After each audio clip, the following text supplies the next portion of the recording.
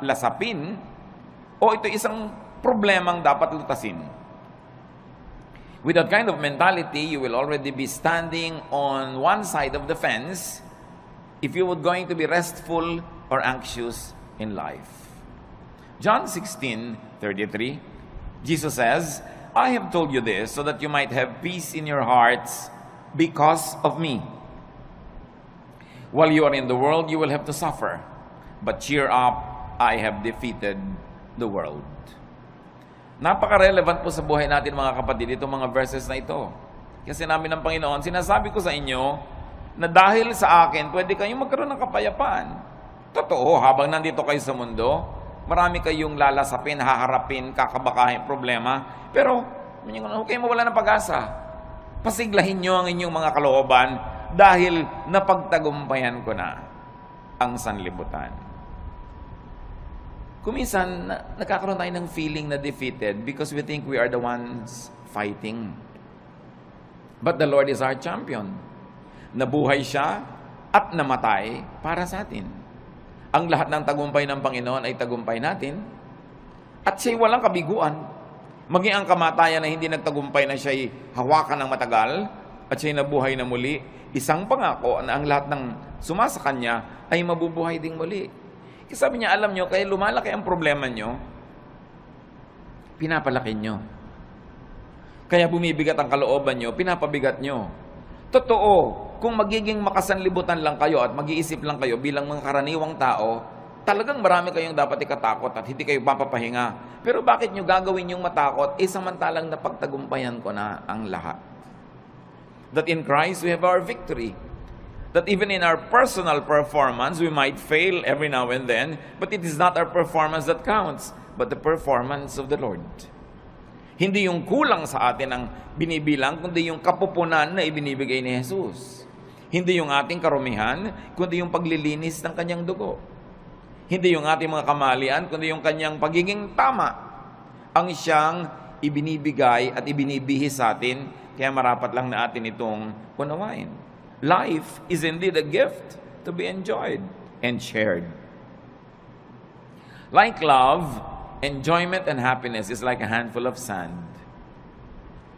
Yun pong buhangin, pag hinawakan nyo lang ng nakarelax ang kamay nyo, andyan lang. Pero subukan yung sobrang diinan ng hawak, sikipan, dumudula sa pagitan ng mga daliri natin yung buhangin at natatapong lahat. When you hold too tightly, sand slips through your fingers.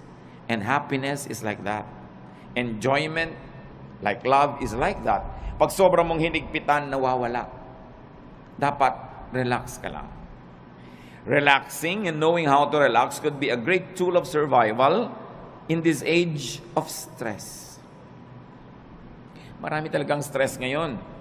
Pati nga inumin mong tubig, binabayaran na, binibili, nung araw naman hindi. Maraming gastos ngayon na dati hindi naman gastos. Yung load, ang laki-laki ng pera mong napupunta sa load, dati naman hindi ginagastahan yan eh. Marami talaga. Pero marami ring blessing na available. Kita nyo naman, nagsusurvive ang lahat. Life is even better. So how to rest and relax, or how to live really, is our topic. And how do you do that? Do not hurt yourself. Marami pong mga tao nasasaktan, kaya lang hindi nila alam sila ang nananakit sa sarili nila. Kaya kailangan matanggal yung takip ng ating mata at mabunyag yung katotohanan na madalas tayo ang may likha ng mga nananakit sa ating sarili. You've got to identify and define your self-inflicted pains. Parang yung nagpepenitensya, siya ang nag-ahampas sa sarili niya. Siya ang nagsusugat at nagsasakit sa sarili niya. Marami mga tao ganun ang ginagawa nila sa buhay. Although, hindi kasi tayo laging conscious. Ano-ano po ang mga self-inflicted pains? Kasi kung meron kang tatanungin, gusto mo bang saktan ang sarili mo? Ang sagot natin, siyempre hindi. Ba't ko sasaktan ang sarili ko? Gusto mo bang lagyan ng asido ang loob ng puso mo? Ba't ko lalagyan? Puso ko yun. Gusto mo bang pahirapan ang sarili mo? Of course, I will not do that. But the truth is, many of us do it. Ano po yung mga pahirap na tayo rin ang may likha? Jealousy, covetousness, and greed. They hurt. Napakalaki ng sugat hirap, pasanin na ibinibigay sa atin kung tayo ay nagsiselos, naghahangad ng hindi atin, naiinggit, o nagiging sakim. Oras na meron kayong kinakainggitan, pinagseselosan, hinahangad na hindi naman inyo, pinapahirap nyo inyong loob. Yung merong mana ang kapatid mo, gusto mo maging sayo rin? Yung merong magandang damit ang iyong kapwa, imbes na matuwa ka at maganda yung nakikita mo, maiinggit ka pa? Yung hindi na sayo, pinipilit mo pang maging sayo, gagawa ka ng mga tricks, gagawa ka ng mga kasinungalingan, para maging sayo yon. Ang hirap mag-maintain ng kasinungalingan. Ang hirap gumawa ng mga tricks. Ang hirap maging parang gagamba na gumagawa ka ng sapot para yung dumadaang mga lamok biglang mahuli at kakainin mo na siya. But if you are greedy in life, if you're ruled by greed, you will never relax. Because you're forever inventing schemes. Gagawa ka ng mga paraan kung paano maging iyo ang hindi iyo. Kung paano aagawad yung mga tunay na mga may-ari. Kung paano sisiraan yung ating mga kinakainggitan. Self-inflicted pain yan. At gaano karami sa inyong high blood pressure, gaano karami sa mga cancer ng katawan natin na nagmula sa sobrang pahirap natin dahil pinapahirapan natin ang sarili. Dapat tulog ka na, hindi ka patulog. Dapat payapa ka, hindi ka payapa. Dapat nag-e-enjoy ka, naiinis ka, naiinggit. You harm your body. At pagpatuloy natin ginagawa yon, yung mga maliliit na mga laso na yun na iniipon natin sa ating katawan, nagiging sakit. Ang tatamaan yung mga pinakamahinang parts of your body, so doon magmamanifest yung mga sakit. Pero ang totoo nyo, nagsisimula sa isip mo yan. Nagsisimula sa iyong espiritu. Kaya sinasabi nga, mind over matter. Halimbawa yung mga taong sobrang magsikap, talagang nagpapakamatay, nagkakandara pa para laging panalo, para laging mas maganda ang gawa niya, mas mataas ang score niya, mas kahanga-hanga ang kanyang performance. Gaano karami doon ang dahil lang sa inggit. Sabi sa Ecclesiastes 4:4, "Then I realized that we work and do wonderful things just because we are jealous of others. This makes no more sense than chasing the wind." Si Solomon nagsasabi, napagtanto ko na ang dami nating ginagawang kadakilaan, ginagawa lang natin dahil inggit tayo sa iba. At gusto nating maging mas dakila tayo. Halimbawa, although hindi ko naman talaga alam ang intensyon ng mga gumawa nung malaking pinakamataas na building sa Dubai. Ang taas na building para lang masabing nasa kanila yung highest building in the world. But what is the context of a tall building? For instance, in Manhattan, in New York. Kasi wala nang space, itataas ba na itataas yung building mo? Kasi wala nang space. Pero sa Dubai, na ang lapad-lapad ng disyerto, na kahit ihiga mo yung building, ang haba-haba, everything is first floor, ang ginhawa sa lahat, pwede dahil may space, ba't mo tataasan para ka lang maging tallest building in the world? O ano nangyari sa kalagitnaan ng proyekto, bumagsak ang ekonomiya, so ngayon, kinailangang iligtas sila nung kabilang state para matuloy yung project, napalitan yung pangalan. So, ano pa ang mga pinagagagawa natin? Halimbawa, yung mga estudyante, bakit marami sa mga magulang tinutulak ang anak na tumaas ang grade? Dahil gusto ba nating tumalino siya? O dahil gusto lang nating matalo niya yung isang kakompetensya sa grade? Bakit kailangan ang laki-laki ng TV mo? Ang liit ng bahay, lampas na yung TV sa dingding, nakikita na ng kapitbahay yung gilid. Bakit kailangan? Kasi malaki yung TV ni Kumare. Bakit kailangan mas malaki ang hikaw mo? Dahil ba talagang yung tenga mo, kailangan niyang paglambitin na ng mga mabibigat na hikaw? O mayroon kang kakompetensya. Bakit kailangan mas maliit ang baywang mo? Marami tayong ginagawa mga kapatid, pahirap sa sarili just because we're competing with other people. So sabi ni Solomon, vanity, meaningless. Isang pagpapahirap sa sarili na hindi kailangan. Isa pa bang pagpapahirap natin, fatigue. Fatigue hurts. Too much work is painful. Ang dami mga tao sobrang magtrabaho, tapos ang konti lang naman ang nabe-benefit nila doon sa tinatrabaho nila. At the end of the day, sila yung lugi. Sino ang nakinabang? Ang mga kamag-anak nilang batugan. Ang mga kamag-anak nilang tamad, hindi nag-iisip. Saan kaya ako kukuha ng ganitong gagastusin? Ano kaya ang gagawin ko? Pero at the end of the day, nagkakaroon din. Dahil kahit nagger ka, kahit nagagalit ka, bibigyan mo rin. So ikaw si lugi. Kaya lugi sa buhay yung mga OC. Yung mga obsessive compulsive, linis ka ng linis, kasi iba dumi ng dumi. Hindi ko alam hanggang ngayon, hindi pa po ako decided kung tatawagin kong blessing yung mga taong walang pake. Yung may baha, walang pake. Tulog. Yung bukas may gastusan, walang pake.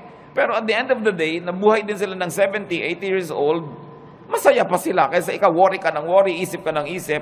At ang nangyayari tuloy, dahil mahilig ka mag-isip, ikaw tuloy ang sasagot sa mga gastusin niya. Kasi ikaw yung responsible. But is that the way to live? Do you want to be like that? You've got to let go of some things. Going against your conscience for the sake of gain hurts. Gaano karami, mga kapatid, ang ginagawa natin na labag sa ating budhi? Siro, ginagawa mo para lumaki ang iyong kita? O para mapalapit ka sa isang taong pinupuri mong ang totoo, nandidiri ka sa kanya? Ginagawa mo, pero naiinis ka sa sarili mo at ginagawa mo yon. So, ba't mo ginagawa? Yung bang gain na mapapala mo doon is more than the loss? Pag kinompare mo yung napala mo at yung lugi mo, na nahirapan ang iyong loob, napagod ang loob mo, nakakasira ng kalusugan. Nakakasira ng sarili. Ano pa po ang mga pahirap natin sa sarili na hindi natin nare-realize? Strained personal relations. They hurt. Tuwing meron tayong kaaway, kagalit, and we maintain this kagalitan, hirap tayo. Dahil kahit matigas ang loob mo, kahit ka pa nagtatapang-tapangan, aminin mo, mas gusto mo naman friendly yung atmosphere. Mas gusto mo naman na kabati mo yung kagalit mo ngayon. Mas gusto mo naman na love ka niya kaysa hate. Kahit nagpe-pretend ka pa that you don't care, you care. Why? Because the Spirit of God lives in us. And that Spirit is hurt whenever things are wrong. Kung ang mga relasyon natin sa ating kapwa ay pangit, kaya kami mga tao nagpapagamot, laging masakit ang ulo, laging masakit ang likod, laging masakit ang ganito. Tanong mo, marami ka bang kaaway na kamag-anak, kaibigan? Opo. Hindi mo kailangan ng gamot. Makipagkasundo ka lang, baguhin mo ugali mo, gagaling ka. Kaya kami sakit, kahit inumin mo lahat ng isang drum ng mga gamot, kung lagi kang nakikipag-away, lagi kang may kaaway, may gusto kang sugurin, defensive ka dahil may sumusugod sa'yo, magkakasakit ka. Kaya ang Panginoon nagtuturo, forgive, make peace. Sa palagay niyo, nagtuturo siya para tayo lugihin? No. Nagtuturo siya ng ganoon kasi alam niya, when you forgive, you relax. When you make peace, you relax. And when you relax, you will get well, even if you're sick. Or you will not get sick. And then it's to your advantage. Lahat ng turo ng Panginoon, hindi para tayo madehado. Doon tayo panalo. Ang tulo ni Satanas, yun ang mahirap. Yung dapat ikaw ang panalo. Talunin mo siya. Dapat mas pataas ang score mo. Dapat mas mayabang ka sa kanya. Dapat mas malakas ka. Hindi ka mapapahinga. Pag lagi ka nakikipag-compete. And these are usually the burdens of and deception in highly professional vocations or in competitive endeavors. Yun ang pinag-usapan natin. Kaya nga kuminsan meron tayong kapatid o pinsan na masyadong baliwala, yung sobrang bahala na, sobrang hindi siya nag-aalala. Ang totoo, mas minsan humahaba pa yung buhay niya kaysa sa'yo.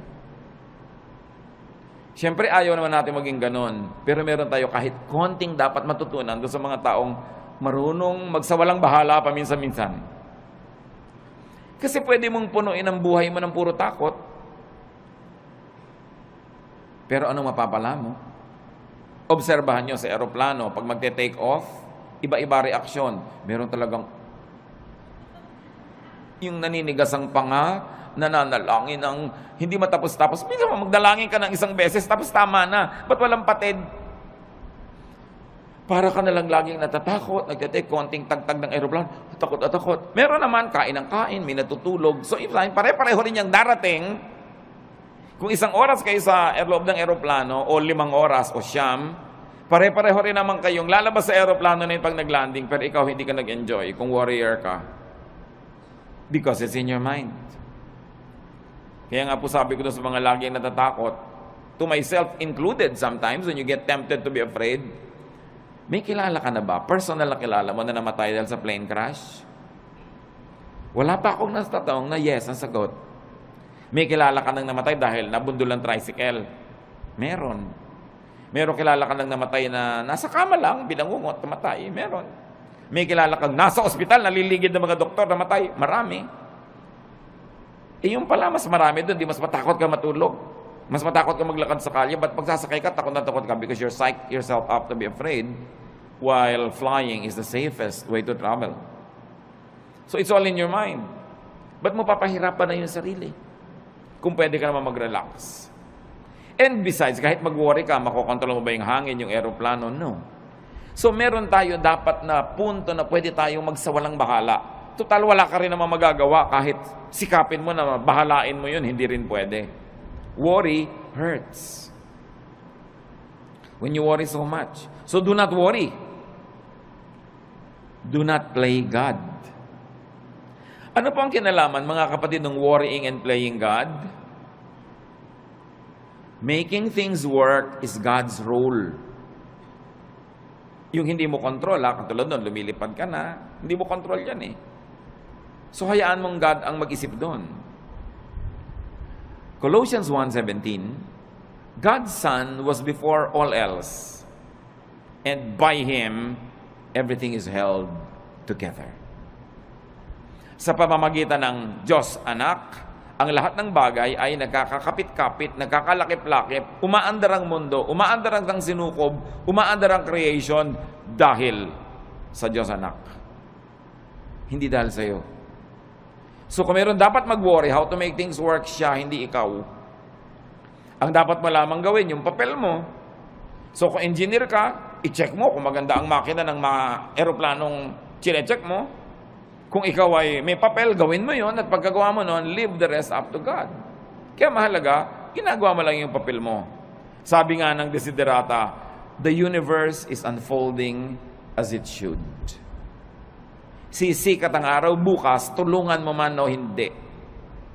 At lulubog yun bukas ng gabi, pigilin mo man. Aandar ang lahat. Mag-global warming kung kailangan mag-global warming. Magkakaroon ng bagyo at aalis din ang bagyo. Babaha at huhupa ang baha. Lahat pa ulit-ulit lang na mangyayari. Hindi mo yung problema kasi hindi ka ang Diyos. Ang problemahin mo lang yung munting daigdig where you move, where you can make a difference, and then leave the rest up to God. Sabi ng Jurassic Park, life finds a way. Mga magulang, nag-aalala tayo, naku, yung anak ko aaten ng picnic, baka mahulog. Mangangunyapit yun. At pag nahulog na yun, aahon uli yun kung saan man siya nahulog. Baka siya malunod, lalago yung pilit. No? Gagawa siya ng paraan because life finds a way. Minsan ang takot ng mga magulang, mamatay siya ng hindi pa matatanda yung mga bata dahil hindi maaalagaan. Aalagaan din nila ang sarili nila. Kahit hindi mo alagaan yung mga batang yan, nakadikta sa kanilang kalikasan, aalagaan nila ang sarili nila. Pag may nahipo silang mainit na plancha, siyempre kahit hindi mo sabihin, tatanggalin nila yung kamay nila. Nakasulat sa atin yun. We were wired to survive, to reproduce, and to live the cycles of life that are assigned to us. So hindi natin dapat masyadong inaalala yan. Nakatakda yan. Huwag mo alalahanin ang shape ng bulkang mayon. Magiging perfect pa kaya yan ng matagal? Paano kung sumabog? May mga nagagano, nagwo-worry. Anong gagawin mo? Tingnan mo na lang siya. Kung hindi na siya perfect, tabi-tabingi. Find another beauty in it. But enjoy it while it lasts. Maybe you have a provider complex, or a protector complex, or a teacher complex, but do it only up to a point. Do not overdo being a provider. Because even if you don't provide for your loved ones, they will find a way to continue living. Even if you don't protect them all the time, God designed them to protect themselves. You don't always have to be the teacher. You don't always have to be the moralizer, the one who says the right thing, because they will also hear it from other sources, aside from they will hear it from their conscience. So don't play God, that's what we mean. Iinom ka ng gamot, inumin mo, manalangin ka, and let it work. Huwag mong alalahanin. Huwag mong buksan yung mga benda ng sugat mo para tingnan mo kung naghihilom na yung sugat mo. Dahil lalo na namang mabubulat-lat, dudugo lang. Let it heal by itself. Just do your part. It's important because when you over-worry, you get too tired and fatigue hurts. Pag pagod ang tao, bumababa ang immune system. Madali kang magkasipon, madali kang magkaroon ng mga sakit pag pagod ka kasi bumababa yung panglaban ng katawan mo sa mga invaders. Kaya dapat nagpapahinga. Observe design and load limits. You have to rest. Sa mga may mga bayani complex, rest. More work sometimes means more income, but often it means less happiness. More income doesn't always mean more happiness. Maybe more pleasure for the people who depend on you, but not necessarily for you. At meron kang tungkulin sa iyong sarili.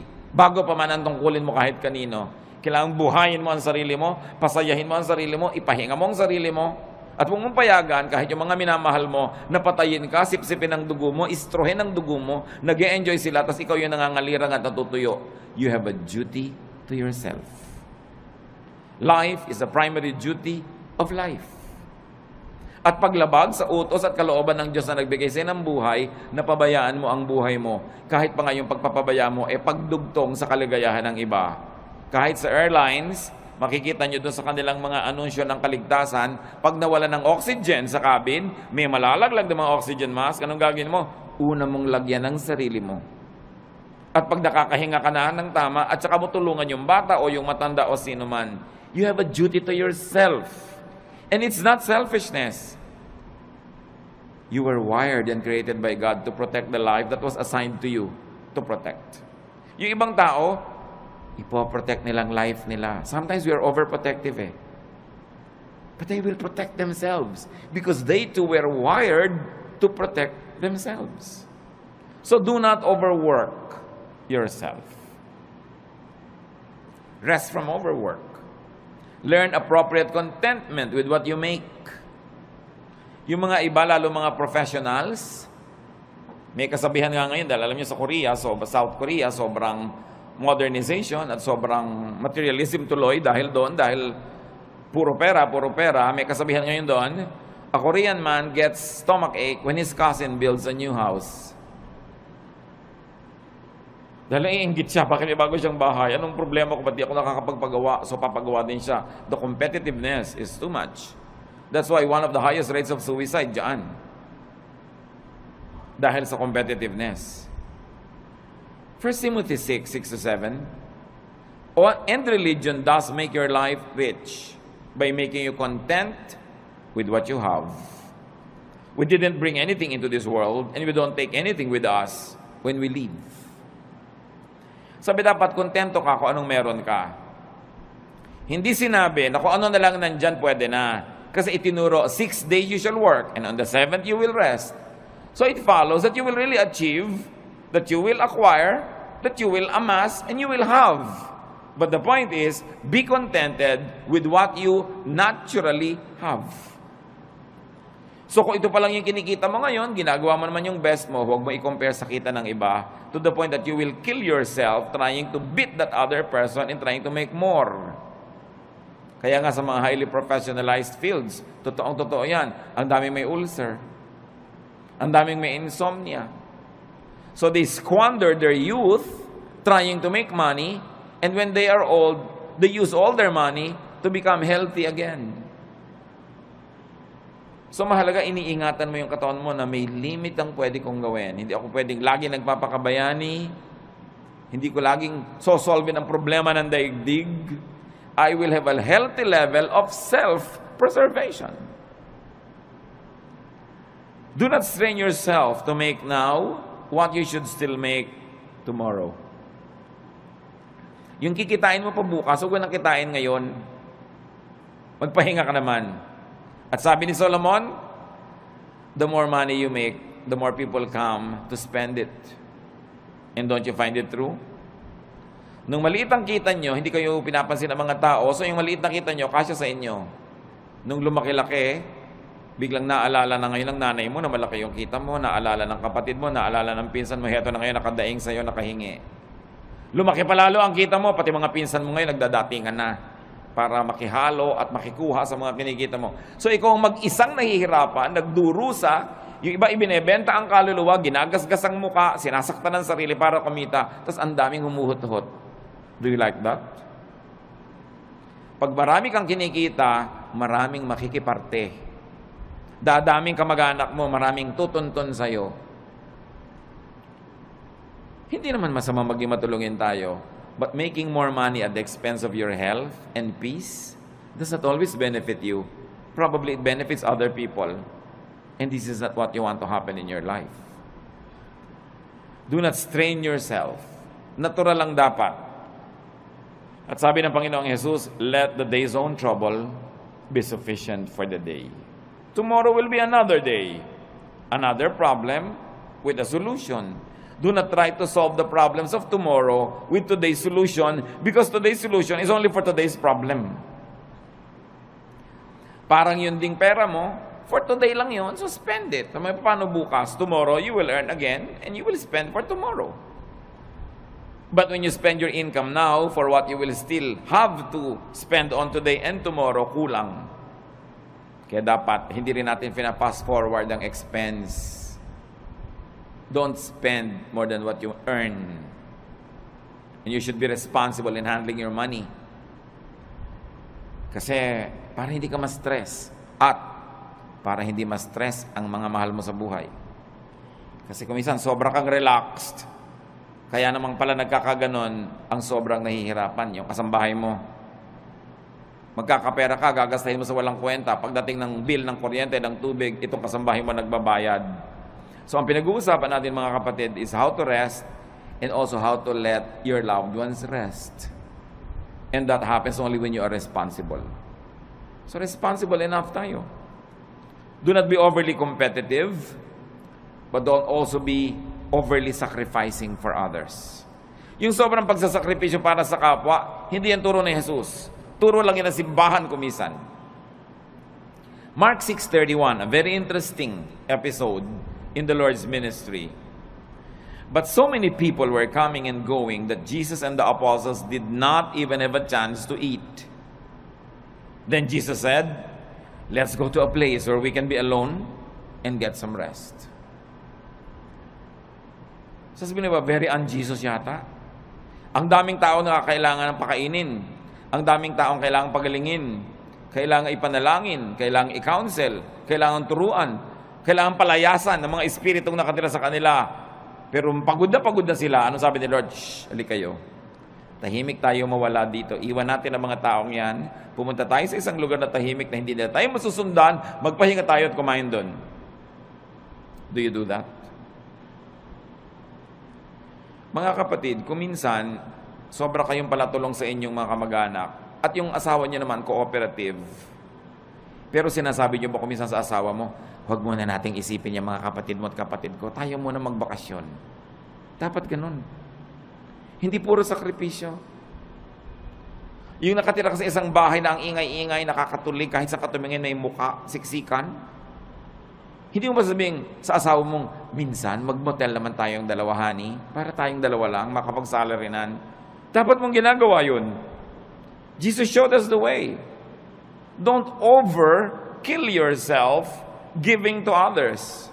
You've got to give yourself time and space to enjoy the blessings of God, even though sometimes lang, once in a while, but you have to do it. Why? Because you cannot give what you do not have. Pag lagi ka ng aburido, wala ka rin namang maibibigay. Kung isang pera lang, pero may kasama pang bunganga. Kasi aburido ka. Minsan, nagbabantay ka nga sa pasyente, pero kulang na lang, hulog mo siya sa kama. Kulang na lang, hagisan mo ng juice niya. Kasi pagod na pagod ka nakababantay. So, pwede mo sabihin, mga kapatid, kayo naman magbantay sa nanay. Pagod na ako, mainit na yung ulo ko pati sa kanya. Why? Because we have limits. So, wag nating sobrang pagodin din ang kapwa natin. Sa mga families, kumisan unfair eh.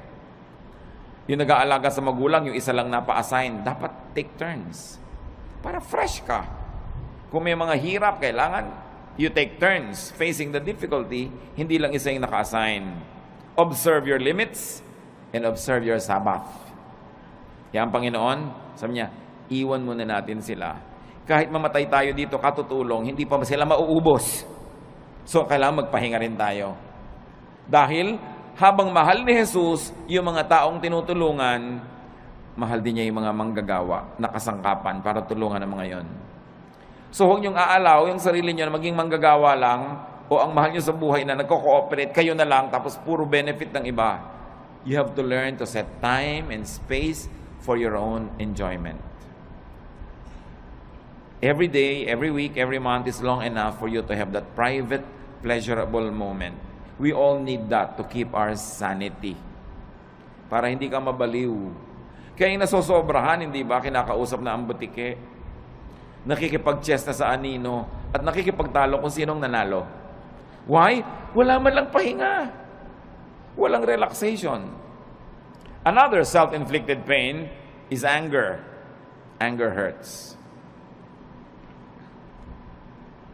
Gaano karaming kalusugan natin nasisira dahil nagalit tayo o nananatili tayong galit? Tuwing galit ka, nagdurusa ang iyong katawan. So, ang totoo nun, ikaw nagpaparusa sa sarili mo. Kaya yung magagalitin, mga kapatid, huwag na kayo makipag-away. Yun lang sila nagagalit sa inyo, yun na ang parusa sa kanila. Kasi napakalaking parusa sa katawan, sa isip, sa emosyon na magalit. So, contain or avoid anger. And once more, don't play God. Why do I say that? Because anger is the prerogative of the perfect. Dapat yung perfect lang nagagalit. Yung author ng perfect moral law, pag na-break yun, dapat siya magalit. Siya yung author siya yung Diyos. Yung author ng natural law, siya dapat magalit when it's broken. Pero tayo, hindi naman author nakikibasa lang tayo. You are not perfect. You are not the author of morality or life. You are just a fellow creature, a fellow beneficiary and traveler, a fellow seeker, in fact, a fellow sinner. Kaya wala kang karapatang magalit. Isipin niyo mga kapatid, ano mga kinakagalit niyo? Kayo ba, Diyos? Ano mga kinakagalit natin? Perfect ba tayo? So may imperfection yung tao, pero perfect ka ba? Besides, you were not designed to be angry. Nung nilikha tayo ng Diyos, hindi niya tayo dinesign na magalit. Kaya pag nagagalit tayo, we go out of the design, we destroy the intentions of the manufacturer, and at the end of the day, we destroy ourselves. Hindi bagay sa atin magalit, hindi tayo dapat nagagalit. Your bodily system goes awry when you get angry. Nagkakasira-sira, nagkakawasak-wasak ang nervous system, electrical and chemical balances of your body naiiba pag nagagalit ka. Kaya mga ibang nagagalit, they become, sabi nila, temporarily insane. Nakakapatay. Traffic altercation, nakakabaril ka ng kapwa, tapos makukulong ka forever. Dahil lang nagalit ka. That's why galit should be controlled. And your bodily system, including your soul, gets damaged when you stay angry. So dapat hindi magalit, at tapos kung nagalit na, dapat hindi tagalan. Kaya ang sabi sa Bible, do not go to bed while you're still angry. Do not let the sun go down on your anger, which means, huwag mong patagalin yan.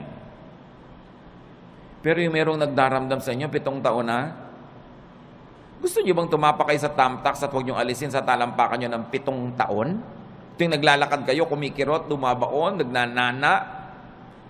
Higit pa ron pag meron kayong galit na kinikimkim sa puso. Dahil hindi lang talampakan na naapektuhan. Naapektuhan ang inyong puso, ang inyong isip, ang inyong emosyon, relasyon sa kapwa, relasyon sa Diyos, kalusugan. It is foolish to remain angry.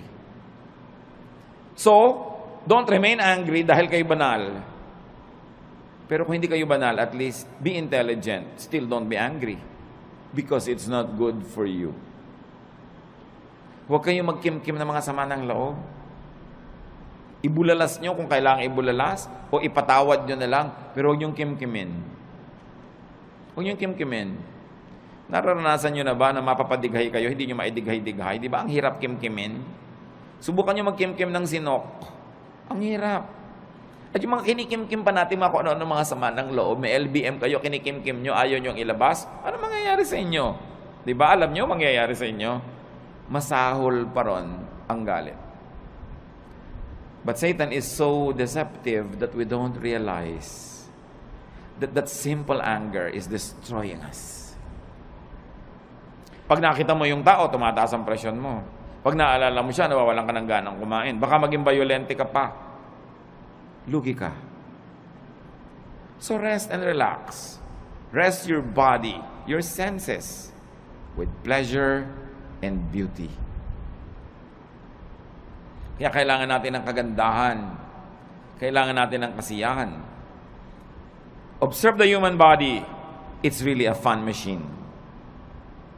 Pag tinignan mo ang bawat bahagi ng iyong katawan, it's a fun machine. It was designed for sensual experience, which religion demonizes, but the law of nature is the purest law of God. So ginawa ka niya ang body mo na may mga kiliti, may mga saya. Bakit pagka inom ka, mayroon pang masarap na temperature? Pagkakakain ka, may masarap na lasa? May tamang alat, tamang asim? Bakit pag may tinitingnan ka, dapat maganda yung shape, tama yung kulay? Pag may pinapakinggan ka, hindi noise, dapat music. Bakit nilagyan tayo ng Panginoon ng iba't ibang senses? For us to enjoy those senses. So, you relax your body with beauty. Nililinis mo ang bahay mo para maganda, mabango. Nililinis mo ang kapaligiran, inaayos mo. It's great therapy. Please your eyes, your ears, your palate, your taste, your nose, your skin, your body. It is not ungodly. Why? Because our spirit lives in this body. Kung ang gusto ng Panginoon, spirito ka na lang, di dapat sumakabilang buhay ka na. Tanggalin na yung spirito sa katawan. Pero inaalagaan natin yung katawan. Akala ng iba, pag relihiyoso ka, ini-ignore mo yung katawan mo. Taking care of your body is one of the highest forms of spirituality. Because your body is a gift from God. It is even called temple of the Holy Spirit. Do you want the temple to be ugly? Do you want it to be disorderly? That's not what you want for your temple. Psalm 139:14, and I praise you because of the wonderful way you created me. Everything you do is marvelous. Of this, I have no doubt. So people will be people. Humans will be humans. And it's not wrong to be human because we were created to be so. Do not pit spirituality against sensuality. Ang tunay na espiritualidad ay hindi puro pagtitimpi at pagde-deny ng senses mo. Inilagay yan for your enjoyment. It is a gift. And in fact, the senses are also doorways to the spirit. Marami mga sensual experiences nagiging pinto para pumasok ka sa spiritual world. Halimbawa, ang ganda-ganda ng worship singing. Di ba nadidinig yun ng tenga? But because you hear it and it's beautiful, you are transported in a spiritual way to the point that you say, I heard God. I saw God. I felt God's love. I was ministered to. Na-bless ako. Tenga pa lang yun. Kaya napakalaking krimen sa mga musicians sa church na hindi nagpa-practice. Kasi paano mo itatransport yung mga tao to a spiritual level kung tunog mo pa lang nayayamot sila dahil mali? So imbes ikaw makalimot sa sarili at madala ka sa spiritual level, hindi ka makalimot-limot dahil kitang-kita mo, dinig na dinig mo yung mali. Nagiging critical ka patuloy, nagiging palapintas, nagkasala ka pa. Pero kung maganda talaga yung music. There was a long stretch in my spiritual life na ang talaga nagdala lang sa akin, mga kapatid, kanta ng choir. Umaattend ako ng church na yun ng kung ilang taon, nung isang attendee ako. Bihira naman ako talaga mabless doon sa message. Boring talaga. Bihira talaga ako mabless sa ibang nakikita ko, pero inaabangan ko lang yung kanta ng choir, and that sustained me for a long, long time. It was enough food for me. But can you imagine kung maganda na yung kanta ng choir, maganda pa yung message, mabait pa yung kapatiran, mabango pa yung church, maayos pa lahat? Grabing, maraming pinapasukan sa senses natin yung blessing ng Diyos. Kaya hindi ba may aromatherapy? Pag pupunta ka sa mga spa, ano pong gusto nyo? Yung nakakapagpahinga, yung nakakagising, yung nakakatulog, kung ano-anong ipapaamoy sa'yo, pipili ka ng scent. Because through the nose, the spiritual world becomes real. Kaya kung nakatira ka sa mga lugar na ang baho-baho ng paligid, di ba away ng away ang mga tao doon? Kasi pag amoy mo, nasa utak mo na agad yung baho. Sa palagay mo, kung puro baho ang naaamoy mo, babait ka. Ang hirap. So you don't deny the senses and use the senses to rest. So kung makikinig ka ng magandang music, may naamoy kang mabango, may nakain kang masarap, kahit hindi mahal, mapapahinga ang katawan mo. At yung pahinga na katawan, tinatahanan nyo ng espiritong payapa. Kahit gaano kataas ang espiritu mo, kung nasan yung katawan mo, dun yun pupunta. So kung ang baba-baba ng level ng katawan, nahihila niya pababa yung spirit. Kaya sinasabi, the spirit is willing, but the body is weak. So the body has to be strengthened. With pleasure, with rest, with cleanliness, with righteousness. So indulge your senses. It's an act of union with your Maker. Kung gustong makipagniig sa atin ng Diyos, diyan siya pumapasok sa mga pinto na yan, sa senses natin at sa ating brain. Kaya yan ang maraming paraan para tayo makakonekta sa Spirito. Your body, after all, is a temple of the Holy Spirit. Ecclesiastes 8:15. So I think we should get as much out of life as we possibly can. There is nothing better than to enjoy our food and drink and to have a good time. When we can make it through, then we can make it through this troublesome life that God has given us here on earth. Ano sinasabi ni Solomon na pinakamatalinong tao sa lahat? You must get the most out of life.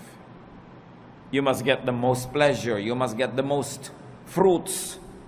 Eat the best when you can. Listen to the best. Have the best. Sabi niya, there is nothing better than to enjoy good food, a good drink, a good time. Why? Because life has a lot of troubles. It had a lot of troubles, it's having a lot of troubles, and it will present a lot of troubles. Iba na yung pinatatag ka na ng napakaraming magagandang karanasan, pampatibay sa'yo, pagka ikaw ngayon ay pinupukol, binabato, itinutulak, ginigiba ng mga pangit na karanasan, meron kang pagkukunan sa iyong alaala ng mga masasarap na mga kanaalaala, payapang mga moments in your life, and it will strengthen you. Kaya yung mga bata na pinalaki sa kalupitan, sa palo, sa walang pag-ibig, usually buong life halos disoriented sila. Unless kilalanin nila na kailangan nila magpatawad, magbagong buhay, at kilalanin nila yung pagbabago ng Panginoon, all their lives have become a slave of their dark past. Kaya mahalaga, pinapaganda mo hanggat maaari, lalo sa mga bata. Sabi ni Solomon, tuwing makakapag-enjoy kayo, mag-enjoy kayo. Kasi may mga panahon, kahit may pera kayo, wala kayong gana. Makakabili kayo ng pagkain, pero magaan lalamunan nyo. So ngayong may pambili kayo at meron kayong gana, eat. Bata kayo, kaya nyo yung mamasyal, pumunta doon, gawin nyo yun. Basta binabalansin nyo lang ng tamang pagtatrabaho, responsibility, faithfulness to God. Meron ka ngayong kakayanan na mag-enjoy, enjoy it. Dahil ang bukas hindi mo alam kung pwede mo pang ma-enjoy. Food and drink and good times need not be expensive. Food and drink and good times need not come from damaging toil and overwork. And it need not be paid for with a damaged body and a bruised soul.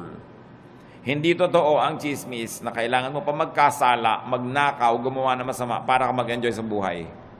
Maraming bagay na libre at maraming bagay na hindi naman mahal. Ang kailangan lang baguhin natin attitude.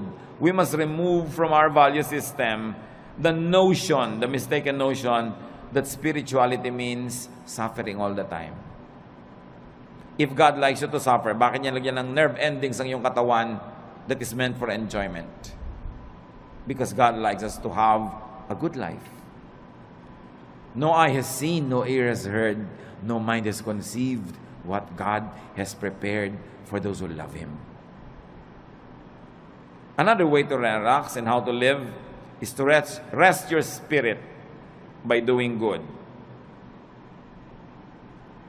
Ephesians 2:10, we are God's workmanship, created in Christ Jesus to do good works, which God prepared in advance for us to do.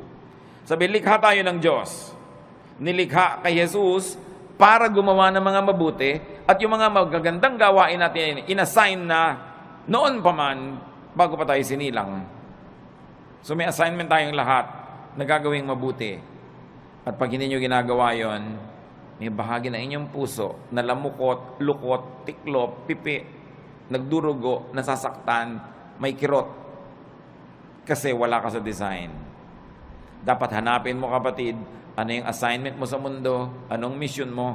Sa buong buhay, sa isang taon, sa isang buwan, sa isang linggo, sa isang araw, sa isang oras, nag-iiba-iba yung mission na yun. Lagi ka lang sensitive. Anong maganda na pwede kong gawin ngayon, ang assignment ko kay Lord? Gawin nyo. Sasaya kayo. Basta ginagawa nyo ang kalooban ng Panginoon, may pera kayo't wala, malusog kayo't hindi, nag-iisa kayo o may kasama, may malalim kayong saya na tinatawag sa English na joy. It is not dependent on outward events. It is there in your spirit. Pero, pag alam na alam nyo kung ano yung mabuti nyong dapat gawin, tapos maang-maangan kayo, in-ignore nyo, di nyo ginawa, kahit may pleasure kayo, kahit may pera, kahit maganda yung kapaligiran, may nagluluksa sa inyong kalooban na hindi nyo pwedeng itanggi at itatwa. So, ang pinakamabuti sa tao, maging totoo sa espiritu, maging totoo sa sarili. Be in character, be true to form. You were not an accident. You were created before the foundations of the world by God's will. Hinintay lamang na lumabas ka sa panahon at sa lugar, pero meron ang kalooban ng Diyos para sa iyo at may assignment ka na. Dapat yung gawin, dapat yung hanapin.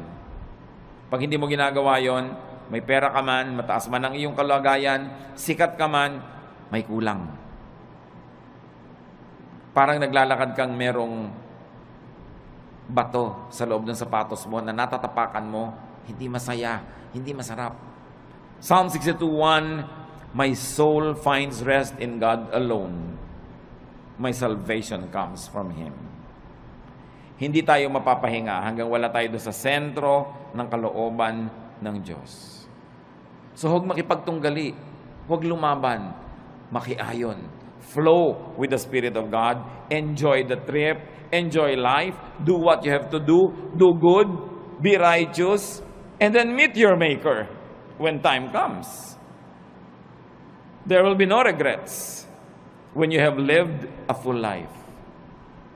Nabigyan mo yung dapat mong bigyan, nakain mo yung gusto mong kainin, which of course entails work. You have to work, you have to earn it, so that you will have something for yourself and more to give away. Kasama tunay na espiritualidad ang pagtatrabaho, yung pagiging responsible, but don't be overly responsible.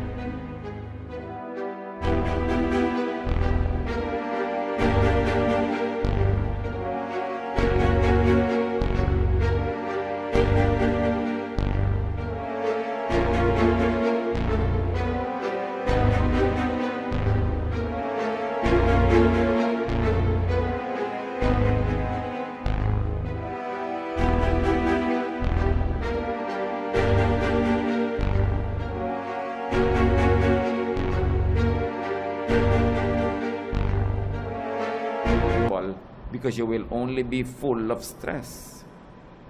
Marunong ka dapat magsara ng dapat isara, lumimot ang dapat limutin, magpatawad ng dapat ipatawad, para nakapahinga ang iyong kaluluwa. Pero mahalaga, punuin ang buhay ng mabubuting gawa. Revelation 20:12, I also saw all the dead people standing in front of that throne. Every one of them was there, no matter who they had once been.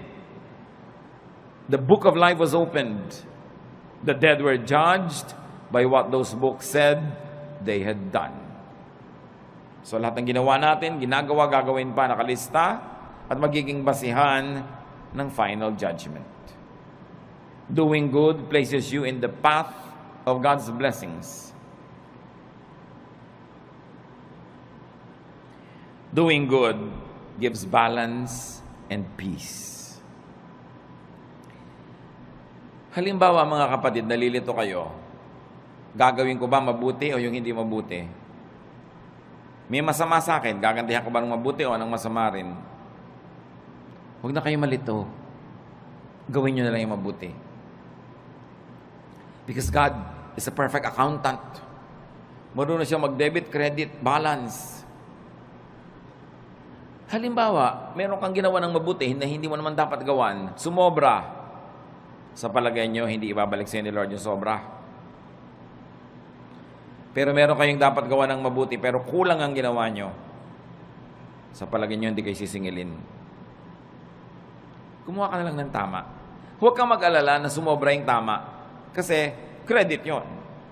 Pwede ngayong itapal sa mga marami mong kulang sa buhay. Kaya sabi, just love. Keep loving people. Because love covers over a multitude of sins. Maging maibigin ka. Dahil yung pagiging maibigin, nagiging pantakip sa maraming kakulangan sa buhay. At pag pinag-aralan nyo yung word na pwede mong itanong, sino yung natatakpan ng pag-ibig? Yung iniibig o yung umiibig? Pareho. Pag tinignan nyo yung Greek word na ginamit doon, pwedeng gamitin both ways. Na pag maibigin ka, yung pag-ibig mo, natatakpan yung pagkukulang ng taong iniibig mo. At di ba totoo? Pag mahal nyo yung tao, na pagtatakpan ng pag-ibig nyo yan eh. Pero eto pa, pag maibigin kayo at umibig kayo sa kapwa, pati yung mga pagkukulang nyo, natatakpan. That's why love is the answer. And you know the other side of it, the opposite, hatred. Why hate when you can love? Pareho lang nakakapagod yan. Parehong kailangan mo invest na ng emotion, ng kilos. Mas nakakapagod pa nga to hate. Pwede kang sumimangot, pero pwede ka rin ngumiti. Mas maraming muscle ang ginagamit pag naninimangot, kaya mas tatanda ka. So ngumiti ka na lang. Why do wrong when you can do right? It's not even a choice. It is so obvious that it should not even be a choice. So doing good places you in God's blessings. And doing good is powerfully therapeutic. Naman dumarating yung panahon, mga kapatid, na naiinip kayo, nalulungkot, nababagabag, na-stress, kaka-nervous breakdown, nagkakaroon ng panic attack. Do good. Therapy yun. Kesa mag-book mo kayo sa bahay, mainip, maghanap kayo ng magagawa para sa kapwa na mabuti. At sa pagbuhat nyo ng mga bigatin ng buhay nila, nakalipas ang maghapon, hindi nyo napansin, pati yung sarili nyong bigatin, nailampas na rin, naitawid. Always do good. So rest and relax. Ecclesiastes says there is a time for everything.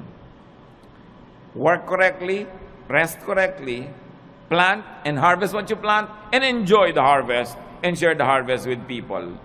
In being kind, don't be unkind to yourself. Allow and let and help others rest and relax. Huwag nyo lang po i-apply sa sarili nyo yon. Dapat din kung may duty ka, gawin mo yung duty mo para yung kapwa mo makapag-relax din. Pag mga bantay kayo, hindi ka nagbantay, di doble ang trabaho ng iba dahil yung pagpapabaya mo kailangan nilang takpan. Mag-asawa kayo, responsable ang lalaki.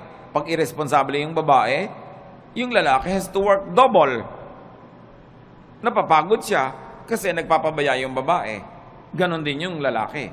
Pag lalaki ka, hindi ka responsable, hindi mo ginagawa ang tungkulin mo, inoobliga mo yung asawa mong babae na siya ang gumawa ng dapat ikaw gumagawa. And it's unfair, it's unkind, and it will get back to you. Hindi ka man gantihan ng asawa mo, gagantihan ka ng langit. Again, because God is the greatest accountant. Debit, credit, balance. Magbabayad at magbabayad ka. Sa pagpapahinga natin, mga kapatid, tiyakin ninyo na hindi naman kayo nagiging pabigat sa iba, baka sobrang pahinga na yan. Kailangan responsible ka. And you must let others rest too by being responsible. Ama namin sa langit, salamat sapagkat pwede kami magpahinga. Maraming dahilan para kami mabahala, maguluhan, malito. Pero may isang dahilan para kami makarelax. At kayo yon.